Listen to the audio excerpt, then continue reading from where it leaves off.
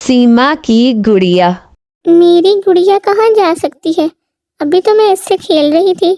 10 साल सीमा ने अपने कमरे की हर शय उलट पुलट करके देख ली, मगर इसे गुड़िया कहीं भी दिखाई ना दी। हो सकता है कि नाज़ो ने मेरी गुड़िया चुरा ली हो। इसे भी तो मेरी गुड़िया बहुत पसंद है। इसके नन्हे से दिमाग में शक का बीज फूट पड़ा। अगर इसने मेरी गुड़िया को कोई नुकसान पहुंचाया तो मैं इसे कभी माफ नहीं करूंगी। ये सोचते हुए सीमा नाज़ो की तरफ चल पड़ी। सीमा एक प्यारी सी बच्ची थी जो अपने माँ बाप की इकलौती औलाद थी। वो अपनी सुनहरी बालों और नीली आंखों की वजह से सबकी आंखों का तारा थी। अम्मी और अब्बू अपनी चांद सी बेटी की हर ख्वाहिश पूरी करते थे। सीमा के पास बैरूने मुल्क से मंगवाए गए महंगे और कीमती खिलौने थे। इन खिलौनों में एक नाजुक सी गुड़िया भी थी। सीमा की इस गुड़िया में जान थी। वो इसे बहुत संभाल कर अपने दराज में रखती थी। सीमा की सहेलियां इससे मिलने आती तो वो इन्हें अपने खिलौनों से बहुत कम खेलने की इजाज़त देती। सीमा की एक सहेली नाज़ो थी जो इनके घर के करीब ही रहती थी। सीमा में एक बहुत बुरी आदत थी कि वो दूसरों पर शक करने में बहुत जल्दी करती थी। इसी वजह से स्कूल में इसकी किसी से नहीं बनती थी।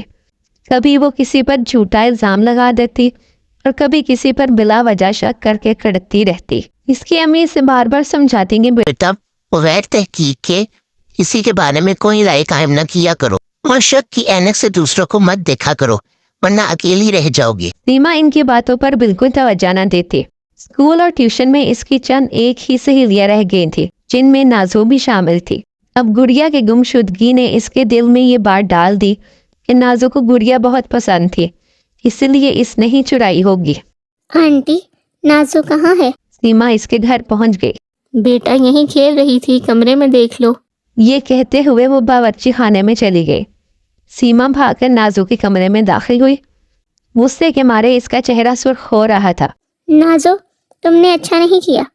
तुम्हें मेरी गुड़िया अच्छी लगती थी और तुमने उसे चुरा लिया। सीमा ने खूर ख्वार नजरों से इसकी तरफ देखा। इसकी बात सुनकर नाज़ो हैरानी से इसे देखने लगी। तुमने मेरी गुड़िया उठाई है, वही गुड़िया जो मेरे अब्बू के दोस्त दुबई से लेकर आए थे। सीमा ने चीख कर कहा। सीमा, मैंने तुम्हारी गुड़िया नहीं उठाई और मैं तो सुबह से तुम्हारे घर भी नहीं आई। नाज़ो ने आंखों में आंसू भरते हुए कहा।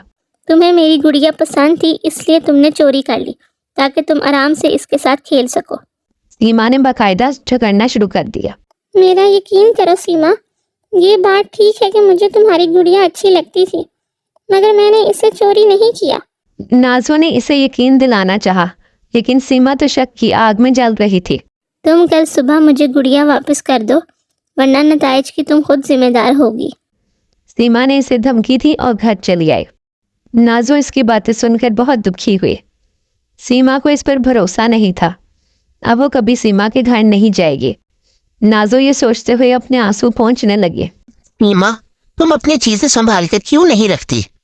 ये गुड़िया बावर्ची खाने में क्या कर रही है? सीमा की अम्मी ने इसे घर में दाखिल होते देखकर कहा। अम्मी के हाथ में वही गुड़िया थी जिसकी वजह से वो अभी अभी अपनी बचपन की सहेली के साथ झगड़ा करके आ रही थी। इससे याद आया कि जब वो सुबह बावर्ची खाने में नूडल्स बना रही थी तो इसने गुड़िया को शेल्फ पर रखा था और इसके बाद वो उसे उठाना भूल गई थी। नाज़ो के दिल पर ना जाने क्या गुजरी होगी, ये सोचकर सीमा ज़ारो कतार रोने लगी।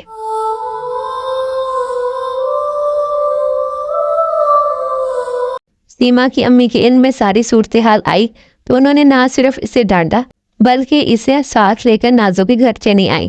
सीमा की अम्मी के कहने पर नाज़ो ने इसे माफ़ कर दिया और वादा लिया कि अब वो कभी किसी पर शक नहीं करेगी। सीमा की आंखों में खुशी के आंसू थे क्योंकि इसने पहली बार अपनी गलती को दिल से तस्लीम किया था और आइंदा इसे ना दोहराने का अहद भी कर लिया था।